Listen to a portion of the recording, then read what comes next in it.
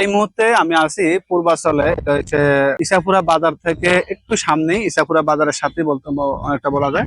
আমার এই যে পাশে আছে, এই যে পাশে নিচে, এখানে হচ্ছে ইসাপুরা বাজারটা, এই যে টিনগুলা দেখা যায় নিচে, যে এই পাশে হচ্ছে পূর্বাচলের 300 ফুট থেকে যে আসা যে রাস্তাটা, এই যে সামনে 300 ফুট রাস্তাটা দেখা যাইতেছে। এখানে আমরা একটা কাজ করতে আসছি আজকে। 12 ইঞ্চি বাই 16 ইঞ্চি আমি কাজটা করতেছি। আমার লোকজন অলরেডি কাজ করতেছে, প্রচুর পরিমাণ বাতাস। তো এই সব কথা হচ্ছে, এখানে যে কাজটা করতেছে এই কাজটা হয়েছে মূলত 6 তলার উপরে 7 তলায়।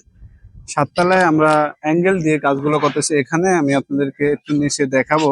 তো এই কাজটা 12 ইঞ্চি বাই 16 ইঞ্চি দিয়ে আমি একদম কমপ্লিট, টোটাল কমপ্লিট একদম ইয়া নেওয়া হয়েছে, আমার প্যাকেজ নেওয়া হয়েছে। এই প্যাকেজে কাজটা করতেছি।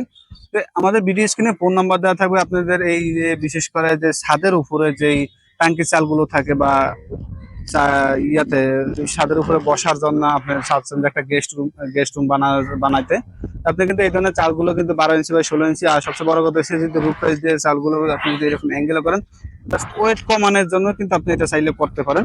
ওয়েট কমানোর জন্য এটা হচ্ছে অনেক সময় 5 তলা বা 6 তলার আপনার একটা ডিগ্রেশন থাকে, যে সরকারিভাবে রাজস্ব থেকে একটা ডিগ্রেশন থাকে।